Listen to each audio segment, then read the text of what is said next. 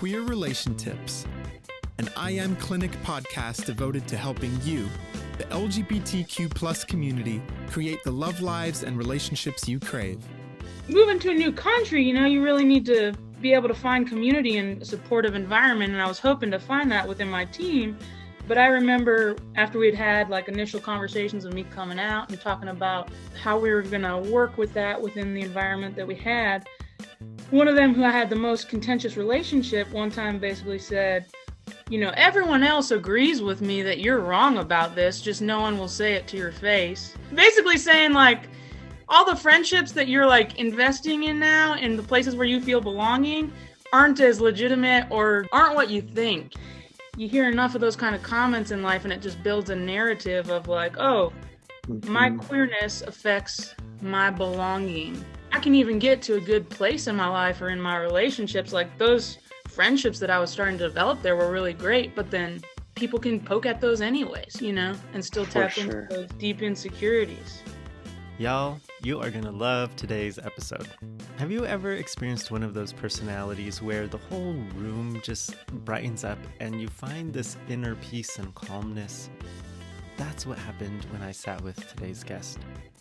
In our episode today, she talks of questions around belonging, gender, but we kind of land on this whole topic of the whack-a-moles that come up within our own bodies, the triggers that activate old wounds and keep us from being present in this moment right here, right now. She's a brilliant person, and I really think that a lot of us will resonate with her questions and her challenges. In today's episode, we not only talk about confidence, but how to step through the fear and identify triggers within our bodies so that we can reclaim our own sense of genuineness, but also our power. I hope you enjoy. Let's take a listen.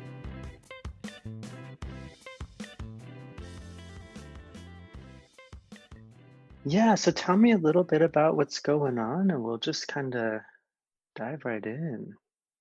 Did you want me to introduce myself? Yeah. We usually do that at the end, but you are on top of it. Well, I'm Carmi. I live in Johnson City, Tennessee. That's, Appalachia for people who don't maybe know. I use she, her pronouns. I identify as a lesbian. Yeah, there's other important stuff about me, but I suppose that'll come up when it comes up. I suppose so, yeah. I loved your video, the one that you sent us, but tell us a little bit about what's going on. It sounds like you're kind of in a very loving, but maybe challenging situation. A lot of questions coming up for you. Sure. Well, I'd say I frequently bump into insecurities relating to my sense of belonging as a queer person that kind of can affect my relationships or the things that are important to me in life. And I think those are rooted in even the childhood experiences of homophobia and stuff that sort of I internalized as a kid. And I guess maybe I'm becoming more consciously aware when I bump into those things or when they come up. I wouldn't say they're overwhelming me in my life or anything. It's just oh, this is something I'm noticing and something that's worth investigating and kind of being more conscious of, For sure. Yeah, tell me about that sense of belonging. Where is it getting triggered? Are there certain circumstances? Because that sounds really painful. Yeah, well, I mean, it does get triggered sometimes, but mostly right now in my life, it gets reaffirmed a lot. I kind of have chosen family here. It's just some friends that are a married couple, and they actually started doing foster care in November and kind of include me as much as possible in that process. They count me as family as much as they can. I'm on their Spotify premium and stuff like that. That's awesome. And they use the F word for me, you know what I mean? So that's pretty meaningful. Yeah, just I guess what I've been realizing, I guess at the core of my personhood, something I deeply need is to feel like I belong to communities or groups, and it's something that maybe I've always often struggled with. Um, Hmm. and I just bump into that from time to time. So, for example, like if somebody, I think I sent that video into you right after I'd had sort of somebody poked at, sort of made a sort of comment that poked at like that really valued relationship with that couple who I sort of have as my chosen family. They basically said something to the effect of like to minimize my role in their lives or something like that, you know? And Hmm. I think the tricky thing is, and I guess this is why I sent it in as a video. Well, one, I think that belonging is really important as queer people, and For people sure. in general, but maybe it's something that gets intentionally broken or um, warped for queer people particularly. And I kind of realized in that moment that some of the fears and insecurities that their comment bumped into were weren't just related to me as a person, but were related to me as a queer person in my experience. Mm. So like for example, when I worked as a missionary in Uruguay for 3 years, and Okay. so I moved there not really knowing anyone on my team and things like that. And it was a non-affirming environment. And I had accepted that, I was committed to just doing my best and making it work for all of us. But moving to a new country, you really need to be able to find community and a supportive environment. And I was hoping to find that within my team. But I remember one of my teammates saying, after we'd had like initial conversations of me coming out and talking about how we were going to work with that within the environment that we had.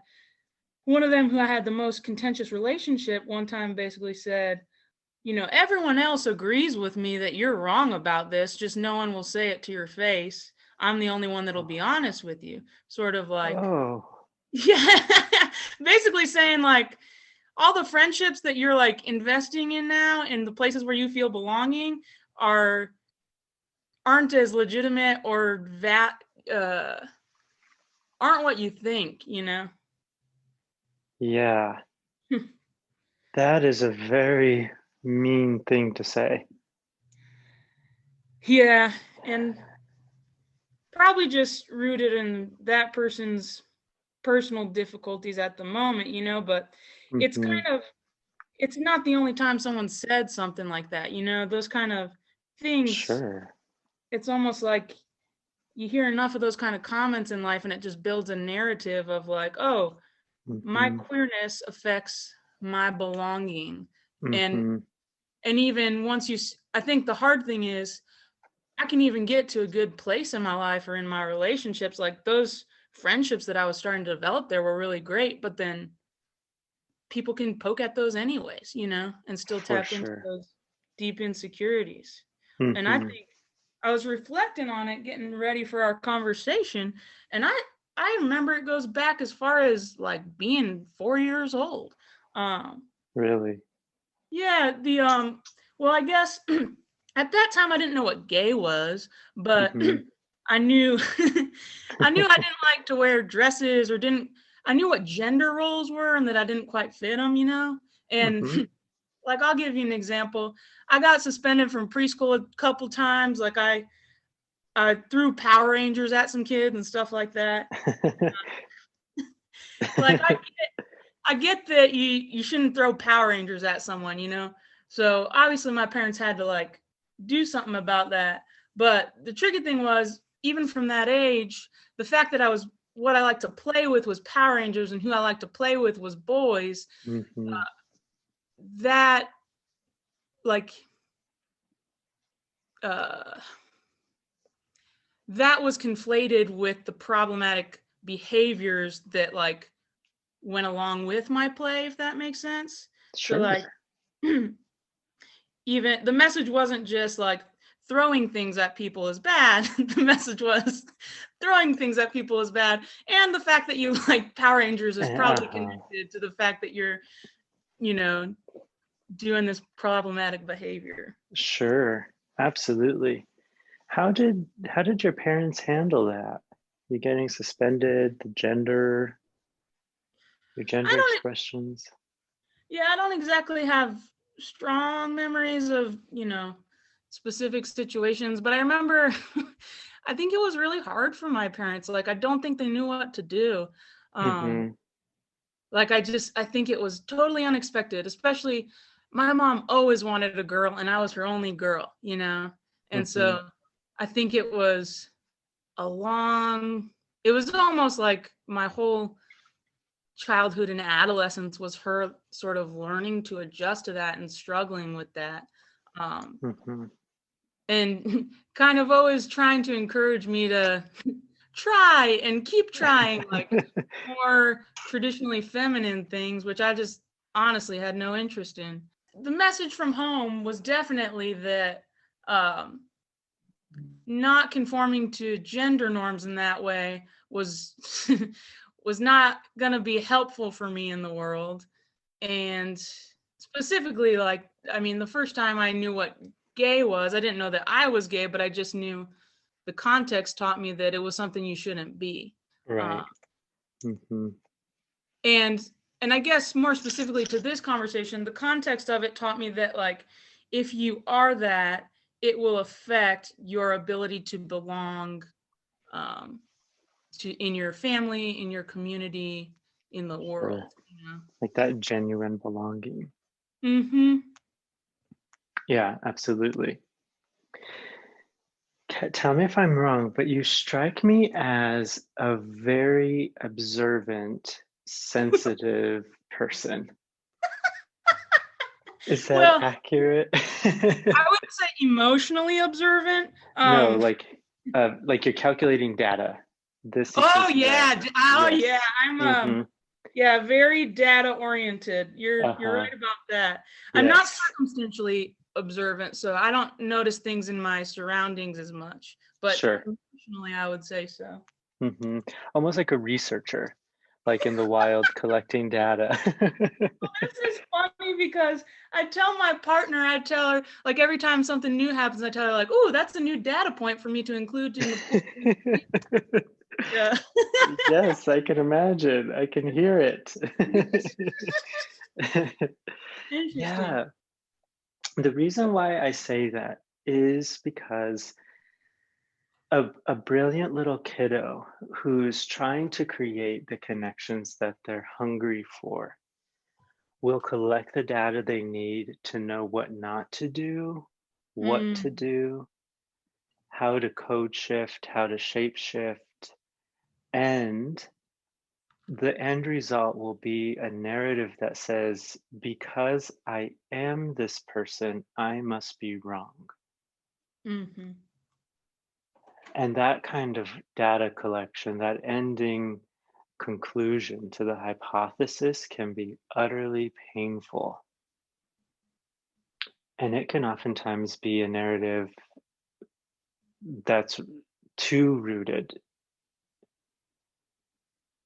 Yeah, and I would almost say it's interesting the phrasing you use, because I am this person, because I would say even before I had the opportunity to really form an identity, it was almost like, don't be this person, you know, don't identify with those things, avoid it at all costs, and be what's expected or what will be safe. Yeah. So maybe a little nerdy science lesson for you here, just because you love data. Yes, this might help a little bit. Yeah. So basically, we have explicit knowing. 2 + 2 = 4. I live on Elm Street, that sort of thing. But then we have this thing called the subcortical nuclei, and it's made up of several different regions in the brain. The fight, flight, or freeze machine, which we call the amygdalas. There's 2 of them. the hippocampus, the thalamus, the hypothalamus, the basal ganglia, they and a couple other portions, but they create what we call implicit knowing. And this is the knowing that we live out of without knowing we're living out of it or from Ooh, it. yeah. And so it's the part of us that can be on the telephone and make it home in the car and wonder how the heck we got home. It's the part of us that when we're really occupied with a television show, we could reach for the cup of tea and take a drink. Hmm. But it's also the part of us that remembers these very implicit determinations of who we are. I am something wrong, so hide that part of you when you walk into this room. But when you walk Mm-hmm. into this room, you can let it out. Mm-hmm. And that implicit knowing is operating all the time.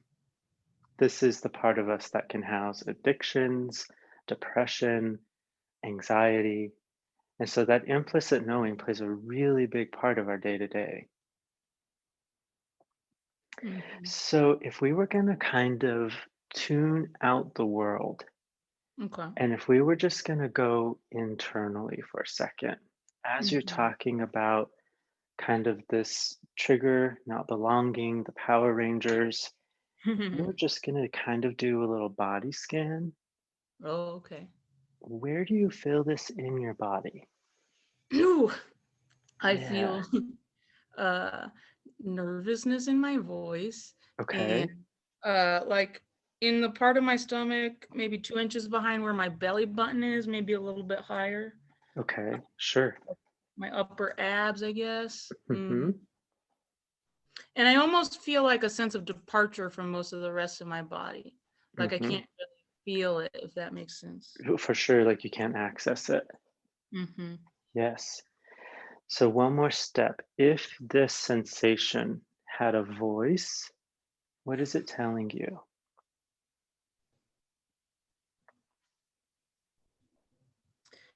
It's really hard for me to listen to its voice because it's like, I guess it's more of like the freeze feeling. Okay.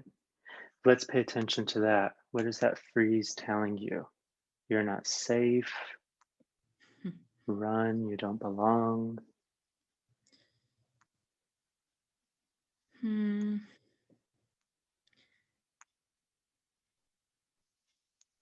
Okay, just give me a second here. Yeah, take your time.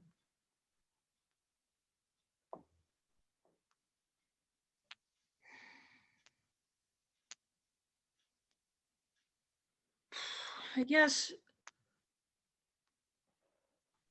I guess what it's telling me is it could be dangerous to proceed. Yes. What is it that feels dangerous? The vulnerability.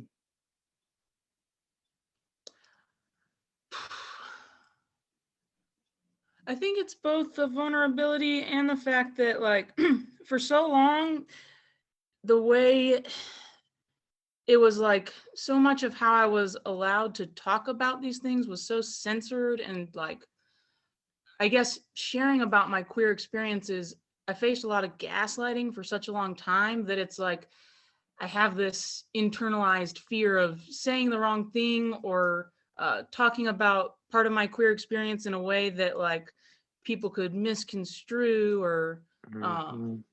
that wouldn't. Also, just I there's a lot of hard things that are included in that, and but I wouldn't want to. I'd want to do right by anybody that I was talking about, and I wouldn't want to paint anybody negatively in a picture that's just one moment or one thing that they did, but that's just not who they are as a holistic person. It's just sometimes only the negative can come out when you're talking about a hard experience. Mhm. Mhm. Sure. Sure. It's like you want to talk about the pain other people caused you, but in a way that protects them or doesn't incriminate them more than what should be. Yeah, and I think it's also that's part of it, but I think part of it is just a fear that if any of that comes out, people will delegitimize whatever I have to say. Mm. Sure. Like the raging gay. Sure. The complainer, the whining baby. Yes. Uh-huh. Yes, I wonder if part of the gaslighting was telling you that your pain really isn't pain, Yeah, your or hurt. Hmm. I remember it happened when I was a missionary, okay? This took me a long time to figure out, but there were moments, I was there for 3 years, and there were moments when things were really difficult because of the homophobic environment and things that I was facing. And I Sure. couldn't have put that word to it at the time, but things started to come up, so there were a couple like affirming or supposed allies within the organization, people who I thought might be safe. And I reached out to 3 different people at different times and tried to like bring up within a larger conversation, like, hey, this is hard for me and I need some help, some advice, what to do here. And every single time they like diverted the conversation, changed it to talking about like, well, that's not the issue. Let's talk about how you could be a better team member. Hmm. Um, Mm. and so it's just like, yeah, I got a lot of experience with people telling me it's wrong to just acknowledge things that happen, to be honest. Right. Hmm. I think one of the biggest things about this, there's something we call the ego split, and we can get into that. I think we've talked about that on other episodes, but it's this idea that we begin second guessing our own moral compass or Hmm. maybe our preferences. Yeah, Hmm. that hits real hard. Yeah. How so for you? How are you experiencing that? I second guess everything. Yeah. And I kind of put things through the gauntlet of like poking at them from every angle before I can feel sure of them. Like, for example, I'll even ask friends for their thoughts on something, and I'll end up going with what I originally thought after I make them talk about it. Um, Mhm. but it's because there's like I can't. It's hard for me to feel confident in my own opinion uh, until I like see how it lays out there in Mhm. the world or other people that I respect what they think. For sure. But I think you said it just beautifully. I have trouble being confident in my own opinion. Hmm. That's because we come with this very important truth, like, this is hurting me. And time again, people say, no, it isn't. You should try harder. Yeah, like I can relate to that. Like from a very early age, if you have these likes or opinions or thoughts, it's problematic. Hmm. So like learning very early to squelch those. Right. Right. Uh-huh. Yes. And I think that it's in the way that it's almost like we are trained to think that our own opinions or our own emotions betray us. Hmm. Yeah, I wanted to express this pain to someone who is trustworthy, but they told me it was my fault. Now I can't trust my own emotions and my own opinion because they always get me in trouble, Yep. or they make me feel more rejection, more disconnection than belonging. Hmm. And the tricky thing is, it's not just like there's one person or one experience that I could connect that to. It's like throughout the course of my life experiences, Right, you know, right, sort of create that narrative that for feels really sure. believable. Hmm. And I don't know if this is accurate for you. It's different for all of us, but we have that explicit knowing that says, we walk away from one of those experiences and we're like, gosh, that was hurtful, or whatever we might be thinking explicitly. But implicitly, the amygdala just took in a piece of information and it said, this feels painful to me. Then the amygdala tells the hippocampus, every time I'm in this situation, remind me how to feel. Hmm. Those two little pieces of our brain are sitting right on top of the brainstem. Mm-hmm. And so when the amygdala is triggered and the hippocampus remembers how to feel, those two centers in the brain tell the brainstem how to push out a signal throughout the rest of the body, down the Mm. spinal cord, to say, remember that this is shameful. or remember that this is where we hide. Remember that this is where we second guess and doubt, filter, buffer. And we kind of have this whole system devoted to keeping us safe by allowing us to hide or doubt, not Mm. express our opinion. Yeah, and the tricky thing is that whole system was reinforced for the majority of my life, so even when I For get to sure. sort of progress and personal growth and stuff, it's like that stuff takes a lot of intentional time of working through things to really For sure. uh To I change. call it a whack-a-mole with my with my therapist. It's like it's you never play that game at Chuck E. Cheese? Oh, I love that game. It's like the traumatic triggering things that just pop up and then you just whack them down and then just another one just pops up whenever it's least convenient, And it's For like sure. you might be going about your life great and being a real adult and maturing and everything, and it's just like the stupid shit just keeps whack-a-mole Mhm. popping up out of the Popping ground. up, for sure. Yeah. Yes, yeah. And it's usually not the most convenient time, is it? No. Yes. Yes, I know. Yeah. I have a 12-week-old puppy at home right now. And it's very common that when I turn around and walk away from him, he thinks I'm playing, so he'll nip at my calves, and it is the most painful thing in the planet. But I'm afraid to walk away from him. Maybe that's what he's up to. He's training me to stay nearby. Maybe that's what's happening. But I do think that we are trained, right? All Hmm. of those subconscious experiences train us Mm-hmm. to say, don't, I don't know, believe in yourself, or don't go there, don't express yourself, don't believe that, especially a sense of belonging. Because it Yeah. sounds like you have a really beautiful chosen family surrounding you right now. Mm-hmm. And after several years of receiving and creating those implicit messages, I do agree with you. All of that self work is so hard because we have to undo a lot. I think it's almost kind of like those little experiences add up like an emotional tattoo. Mm-hmm. And the self work is like saying, how do I simply will away a tattoo? That that might sound impossible to a lot of people. Hmm.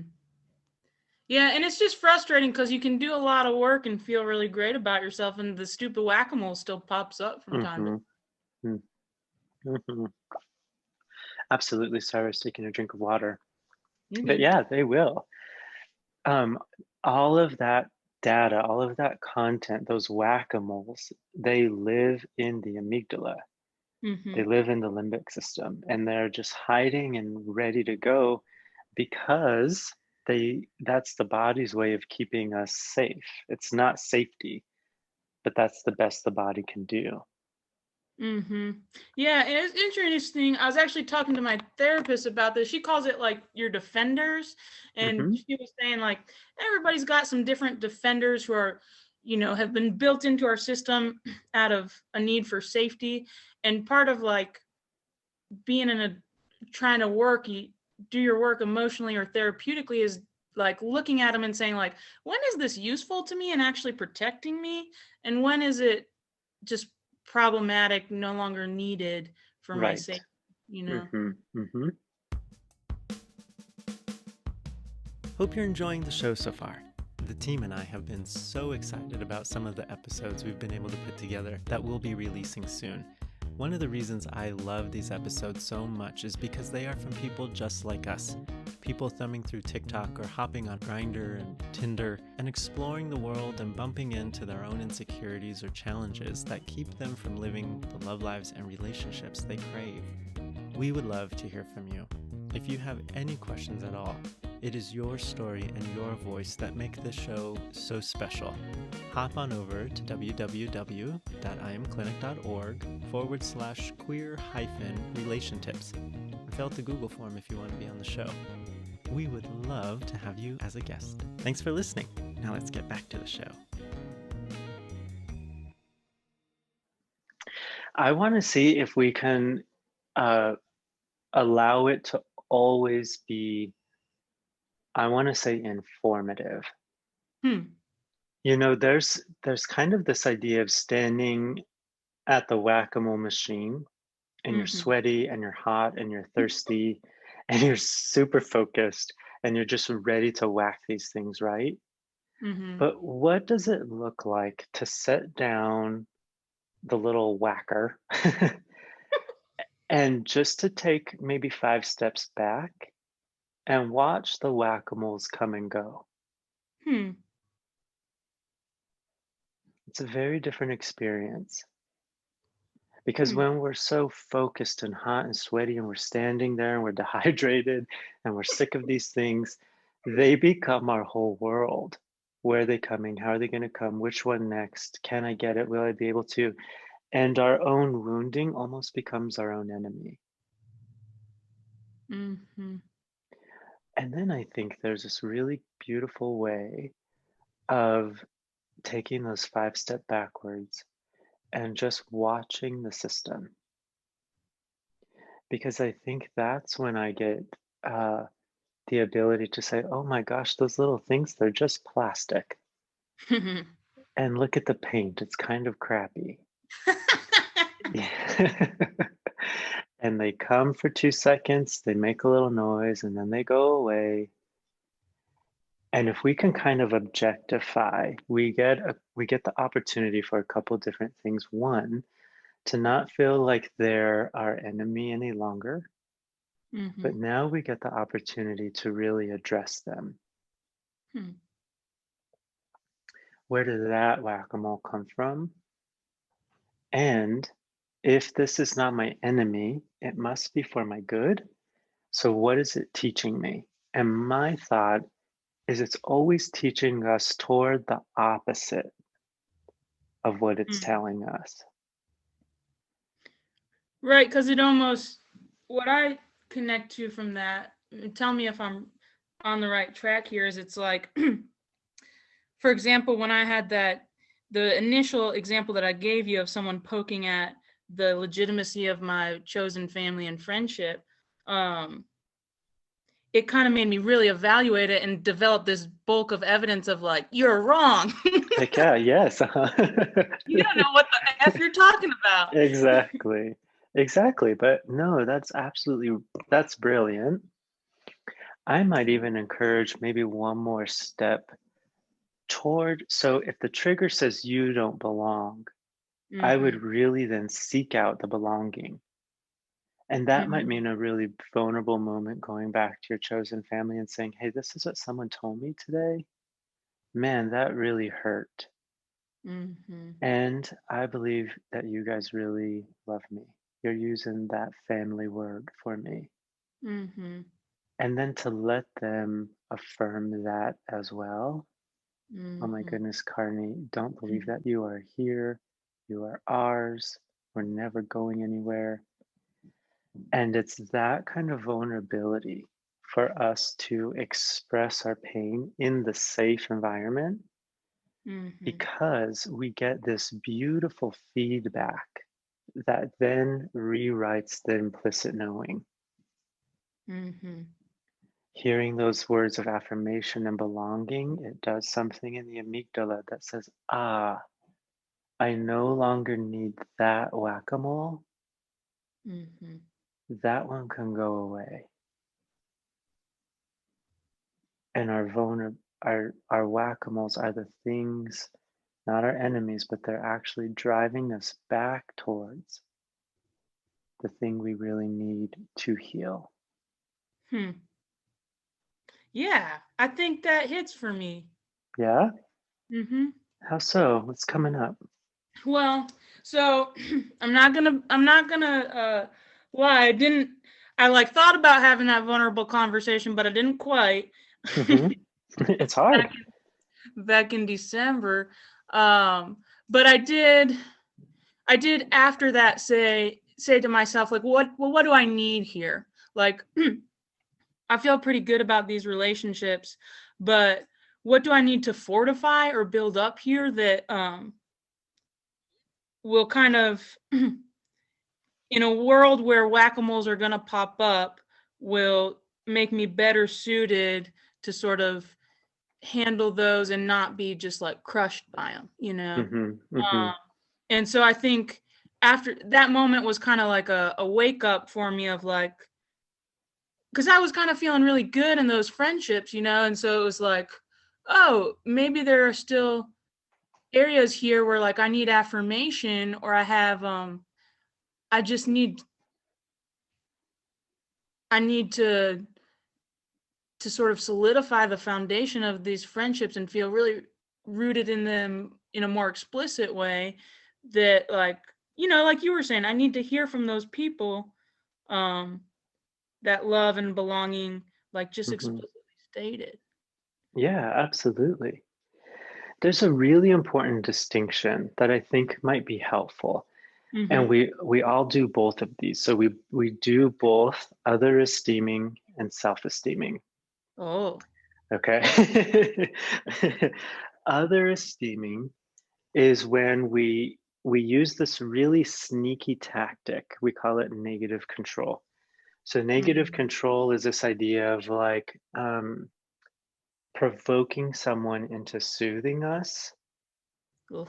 so that we feel like we matter to them. So something like, babe, do you love me? And then it's like, yes, of course I love you. It's like, well, now you're just saying it because I asked you to, you know? Vicious cycle. Yes. So there's that negative control, that provocation in there. But then there's the you're only saying this because I provoked you. That's the other esteeming. That's going to be really, really temporal, fleeting, and it might actually make us feel more shame than belonging. And we all do that. We do it in text messages, we do it in dating apps. I mean, we do it everywhere, right? The opposite, though, because asking for affirmation can almost sound like other esteeming, but I think it's actually an expression and a practice of vulnerability when it's coming from that self-esteem place. And I think you're sitting right there.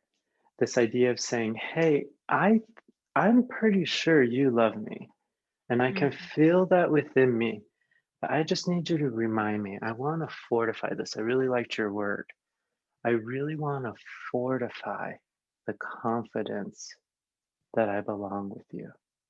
Yeah, and usually, you know, I think the way I would express that maybe is saying like, hey, I'm having a hard time right now because something triggered me to just be doubting a lot of things. It has nothing to do with you guys, but I just really need to hear this message again, and it would be really helpful to me if you could say it. I know and believe that that's true for you, but I just need to hear it. Exactly. Because what you're doing here that really distinguishes other esteeming from self-esteem is you're overtly asking for it. Okay. As opposed to fishing for it or provoking for it. And it's that interesting. I actually just did that the other day. I had a hard conversation with a mentor who's really important and close to me. And at the end of it, I asked her straight up, because she's always been supportive of me, but I asked her like, are you fully affirming of LGBTQ people? And she just couldn't answer.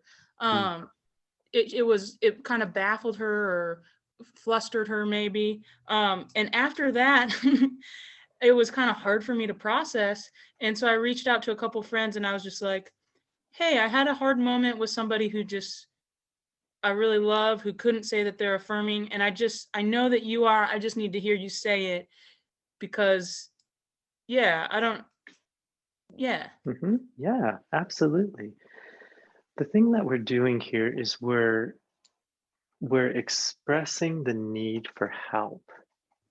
And the self-esteem piece in this says, I know that I'm valuable enough to you that I can ask for it. I know that you cherish me enough that I can ask for your help. Other esteeming says, I don't think I'm valuable to ask for help, so I'm just going to poke it out of you. Carmi, I think from my perspective, after listening, and chatting with you, Mhm. you you seem like you've done a lot of really intentional work to see yourself as valuable. Oh yeah. Yeah, I can hear it. It's amazing. It really is.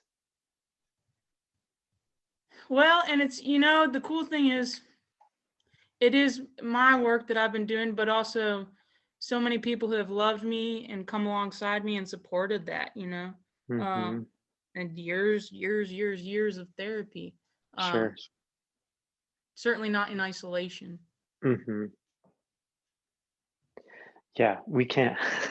You, I think you should become a psychotherapist. Well, teacher, which, Oh, yeah. I can hear, yeah. But yeah, I think we do need each other. And that's why I kind of wanted to make the distinction so profoundly between other esteeming and self-esteem, Mm-hmm. to encourage people to find that sense of self-value that says, I am precious enough to ask for help from the Mm. people who I trust.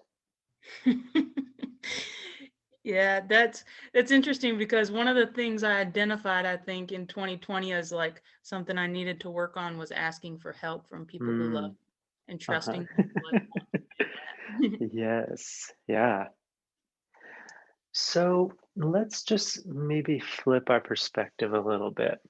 Okay. When those whack-a-moles come up, Mm-hmm. I would really encourage you to objectify the experience and let that almost be like a sign on the road that says U-turn. Because what we normally do with triggers is we kind of like we just dive straight forward into them.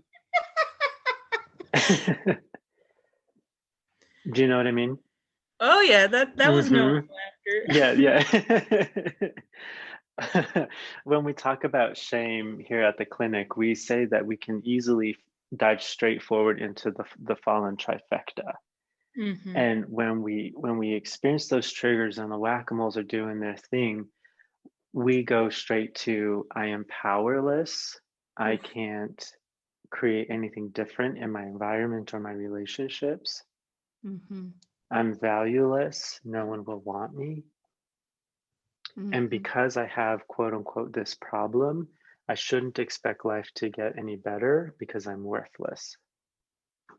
Mm-hmm. And if we don't have that sign on the road, we just dive straight into it instead of letting those whack-a-moles be our guides. Because remember, they're there to protect us. They're sitting in the fight, flight, or freeze center of the brain. We just have to learn how to see them as our protector. I like your therapist word, our defenders. Can you explain more of what I was a little confused by the initial wording you used? You said objectify them. Um, Yeah, so I understand what you're saying not to do. Can you be a little more explicit about what you're saying the alternative is? sure, absolutely. It's almost like making the whack-a-mole an experience, Mm-hmm. almost like a burp. You know, we feel that thing at the top of our stomach and we're like, oh, a burp is coming. And we can almost kind of like take a deep breath and move our abdomen and we can facilitate that burp coming up. Mm-hmm. And we take it as nothing more than an experience. Hmm. Or we take it as a sign of I just drank that ginger ale or that chili was really hot. It means something to us. Mm-hmm. But it doesn't have like value attached to it, or certainly not Exactly. our personal value. Yeah, yes, definitely not our worth. Hmm. And Okay. so Thank when you for those, explaining that. yeah, absolutely. So when those defenders are going, those little whack-a-moles, those triggers, instead of diving into that fallen trifecta, we can take those 5 steps back or Mm-hmm. get, like 30 feet above, like we're in a helicopter looking down on something, Mm-hmm. saying, oh my goodness, there's pain, there's shame, there's fear. Okay, make a U-turn. Now I'm going to go back to the people that I can trust. And I think I can go back to the one person I can trust the most, and that's myself. Hmm. Can I ask you a question about that? Yeah. So sometimes I have this internal pushback when I try to do that. Mhm. That maybe people often do this where they're like, well, I don't want to go to the other end of the extreme. And it's just like you look at them like, well, just because of who you are, you're really not going to end up on the other end of the extreme. The Mhm. but so sometimes I have this internal pushback when I try to do that that says, like, you can't just throw your defenders out completely, you know? Like Mhm. sometimes it's use like fight or flight can get mixed up and sort of used to turn everything into a survival situation, but some things actually are. Mhm. Sure. And and like almost there's yeah, I guess for me it's hard to nuance the usage of the defenders to where they're they have their place in time, but they need to not have as much space or influence on me in certain aspects where I've learned to let them. Absolutely. Yes. I think the key word for me is influence. I loved that word. And what I mean by that is if the defenders have influence to teach me anything other than I am completely valuable, Hmm. we need to objectify them. Okay. If they're carrying, in other words, saying the same thing, if they're carrying a negative message about your own position in the world, those are the ones we need to use as a U-turn. Yeah. Thank you for clarifying that. That's really helpful for me. Yeah, I'm good yeah. at following rules. Uh, Hmm. I can tell. But that it seems like it served you well. Sometimes I think I've learned the place where, like, I do like structure and I do like rules, and I think most of them are there for a reason. But I think I've learned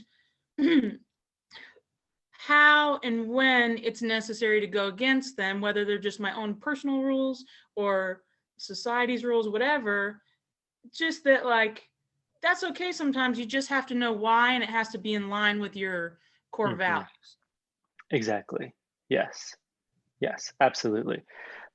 100% because I think as queer people, we have to break social rules, and they're not Mm-hmm. legitimate rules. They're conforming, they're patriarchal. Mm-hmm. And sometimes we have to say, is this my rule? Because I can't break my own rules. Yeah, and I think a even trickier thing for me has been to realize the interconnectedness of all the homophobic rules, Hmm. Um, It's a like, web. yeah, like being a Christian and being like, it's not just the don't be gay message that's rooted in homophobia, it's a lot of it's connected to a lot of the ways people talk about sexual ethics or Hmm. other ways that we relate to each other with such a Hmm. like fear-based uh sort of motivation. Hmm. Sure. Absolutely. Yes. And again, I think that's because on that implicit layer, we're carrying a sensation of guilt Hmm. or shame. And so that implicit knowing helps us obey the rules that we shouldn't be participating in. Mm-hmm. I was fortunate one time to sit down with Marianne Williamson. I don't know if you know who she is. She's kind of one of my favorite authors. Um, but she said, Isaac, the people who think they conspire with God are actually not. She said it a lot more eloquently than I just did. But this idea that people who say they love God are actually not conspiring with God. And I think those are the people who are making rules out of homophobia and not love. Mm-hmm. They're making rules that teach the queer person to devalue themselves.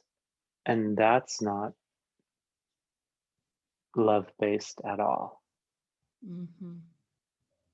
Yeah, and it's almost like it's not always intentionally telling the queer person to devalue themselves, but it's like rules that were made for straight white men, Sure, sure. uh Hmm.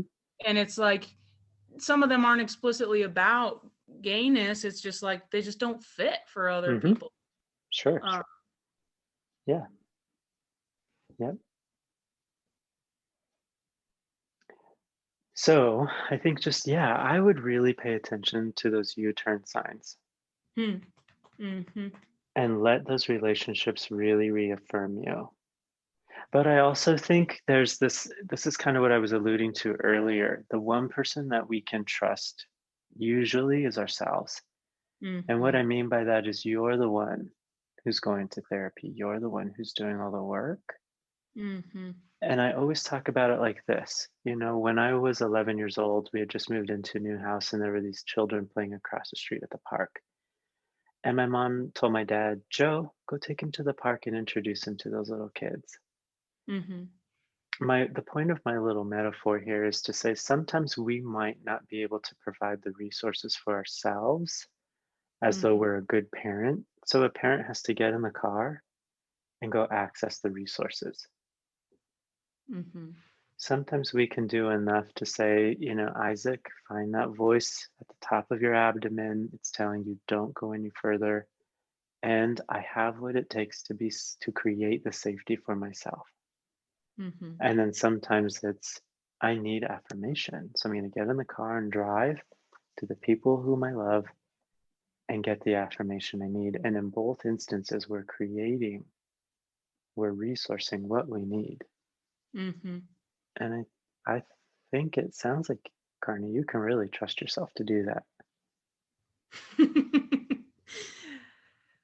I like deeply believe that. It's like hard for me to initially just say yes 100%. But getting there. Yeah, practice, right? Yeah. I may have said this before, but here on the podcast, but I think vulnerability is almost like going bungee jumping. I went bungee jumping when I was really young, and I climbed this ladder that was 70 feet into the sky to this crane, and the whole way up, it was like, what am I doing? What am I doing? You're making me then, yes, yeah. So they hooked me in, and I have the harness, and I knew that if I did not jump right away, I wasn't going to jump at all. And so the moment they said 3, 2, 1, I jumped, and it was like my muscles were doing the opposite of what my brain was telling me to do. And I still remember that free fall. I remember hugging the little cushion around the bungee cord with everything in my body until I felt that bungee cord catch me and this really smooth bouncing. And then I knew I was safe. And that's like vulnerability. The first time we do it, it's petrifying. But the more that we begin trusting that bungee cord, we just jump off this thing. And sooner or later, we're doing swan dives off the platform because we know that we're going to be safe. Can I ask a question about that? Yeah. So something I kind of struggle with, and maybe everybody has different boundaries about who they're willing to be vulnerable with, I think my boundaries are pretty tight. Sure. Like I really feel people out. I kind of, let them show me what they're about before I get too vulnerable. But my therapist told me, and I thought this was mind blowing. She said, there's some people who just the first time they meet somebody can just feel a deep sense of intimacy or connection and be very vulnerable. And my initial reaction in my gut was like, that makes no sense. Those people are Sure. But she kind of opened my mind to the idea that like, not that one way is better than the other necessarily, but there's a range on which we operate in terms of our comfortability, or like what, even when you say like, okay, let's practice vulnerability, like where and when you decide to do that, because I guess there's like that thing in my gut was coming from this place of like, well, there's people who aren't safe to be vulnerable with, I wonder if you had any thoughts around that. Absolutely. I think there's a couple of ways we can go about this. Based on our Enneagram type, different types will do different things. So we're all going to approach relationships from a kind of a personality style. Do you know what your Enneagram type is? Can I guess? Do you know? You can guess. I think you're a 6. What do Oh you? yeah! Yeah. Oh God! Oh, Isaac! Uh-huh. Yeah, I Yes. sure am. Uh-huh. Jeez. I've been picking up these little data points today with you. Oh no. Yes. But your Oh type 6 is going to need to know that you're safe oh yeah. before you make any movement, for sure, any judgments. And it might be easy to think that the person who can just welcome people in with that nice vulnerability or have more of a radar to assess that they might be more healthy or somehow more mature. Mm-hmm. But I don't think that's necessarily the case. As a type 6, if you were to know that you were safe and welcome people in and they hurt you, we could always put up a boundary then. Mm-hmm. It doesn't mean once they're in, they're always in. But Right. that's not the 6 way. 6 is say, hey, I need to assess you. And once I know I'm safe with you, then you're in and you're always in. It's like Sweden. Yeah, 6s are like, Hmm. well, what I would say is like commitments are very important to us. Sure. Absolutely. Yeah. Yeah. And so I would not shame that part of you. If you do this assessment and you hear those little whack-a-moles going out and you're making U-turns like crazy going back to the home base, that's okay. That's okay. I speculate that as you practice this vulnerability and you build up that extended chosen family and you have all of these beautiful relationships surrounding you, Mm-hmm. it's going to feel more and more safe, and you'll have practice vulnerability more and more. And so it's almost kind of like we update our radar. Mm-hmm. But I say, Carney, if that's always kind of your default setting as a 6, that's a beautiful setting because that's how y'all create the incredible affection and loyalty that you have. And I would not want to adjust that system at all. Hmm. And I think too, what I would add to that is part of it is, for myself, but then it's like figuring out how to like welcome other people into that sense of belonging and safety Hmm. and create that for other folks, which I think is especially important within the queer community. Oh, for sure. That's a refuge for a lot of people. Mhm. I wonder if this might be a helpful thing to contemplate on or meditate on, but in all the places where I've been taught that I don't belong, or all the reasons why I've been taught that I don't belong, Mhm. if those defenders are to point me back to something, what's actually beautiful about me? Because I think we need to replace those narratives. Mhm. We've been taught that the queer love is makes us less belonging, or the masculinization or the feminization, or fill in the blank, right? And so all these defenders are put in place to say, oh, nope, not that one. Ooh, stop that. Protect yourself. And what if all of those things that were originally shamed are our assets? Mhm. And those U-turns are not only to point us back to get that beautiful affirmation and practice self-esteem, but to reclaim. I love this word. One of my therapists taught me this, but to remember. And she didn't mean it in the cognitive way. She almost meant it like putting Humpty Dumpty back together again, like remembering, putting that member that you were back in place. And almost in that process, like building it back stronger than it even Yeah. started. Oh, I love that. Of course. Yes. Yes. Yeah. That practicing vulnerability is multifunctional. Bungee jumping, it builds courage, stamina, self trust, self worth. We understand how capable we are, how beautifully strong and buoyant love can be. I mean, there's so many things to learn Mhm. and reclaim.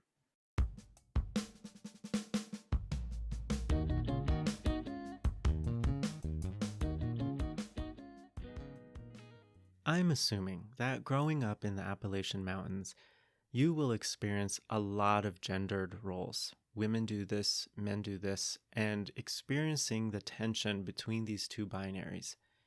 But what happens if you're someone who doesn't want to or doesn't experience their own bodies as though they belong on either side of that binary spectrum? I would imagine that belonging will be a very big challenge. You know, belonging isn't a conditional experience that says you belong because fill in the blank, because you believe the same way I do, because you look the same way I do. Belonging says you have a space here because it's yours no matter who you are. That kind of belonging is a rare treat that some of us don't ever get to taste because we live in a world that is too focused on being the right thing and becoming the right thing, as opposed to letting ourselves just be who we are. Oftentimes in this show, we talk about the ego split, where imagining our desires as one perfect sphere of clay, and then over time, people and communities and religion come in and take a pinch of that clay and either categorize it as either clean or dirty. And our desires over time are separated into these other like pinched balls of clay that are no longer feel clean or no longer feel dirty. And it's hard to have confidence in what we desire, especially when we wrap shameful behaviors around that desire or create an association between the two. If I say, I want to eat some chocolate cake, but out of my pain, I ate half a sheet cake, I might say, not only was my behavior wrong, but my desire was wrong, almost as though my own body is working against me. Our bodies will remember that experience of shame, and they will keep us from engaging behaviors that lead to shame, except for when the pain is too intense, and then we actually use the one thing that shames us to soothe ourselves, and now we're up in this whole shame-bind experience. But what happens when we start to reclaim those desires and we say, I am precious because I desire that thing? I desire to be held and protected and cared for and seen by another person of my same gender, and that makes me precious. Those desires are the essence of not only who I am, but how I love. And because I know I am precious and I am enough, I can show up in relationships confident, not only that I should belong, but that I have something beautiful to offer. In order to do this, we have to find, as you heard, safe and trustworthy people with whom we can go bungee jumping.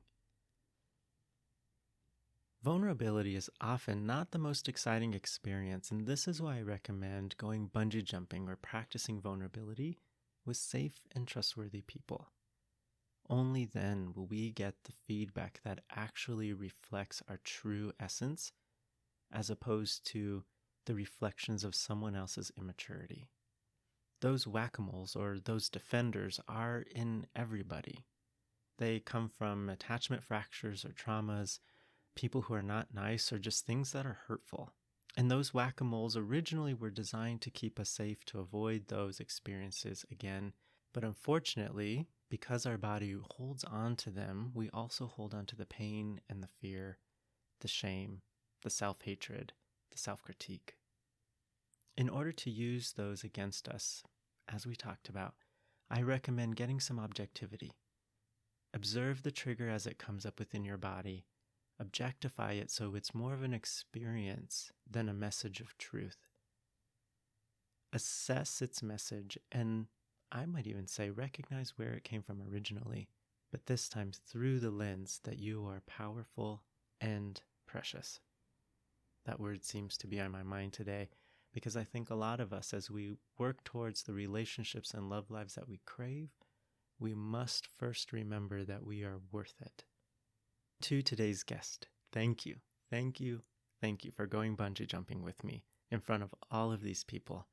Thanks for being a brave soul to not only share your story with us, but to do the hard work so that you can find love and belonging in the exact forms that you crave. Until next time. Mwah. Queer Relation Tips is a podcast sponsored by iAmClinic, a counseling practice devoted to the LGBTQ plus community with in-person and virtual counseling options available. iAmClinic. Create the love lives and relationships you crave.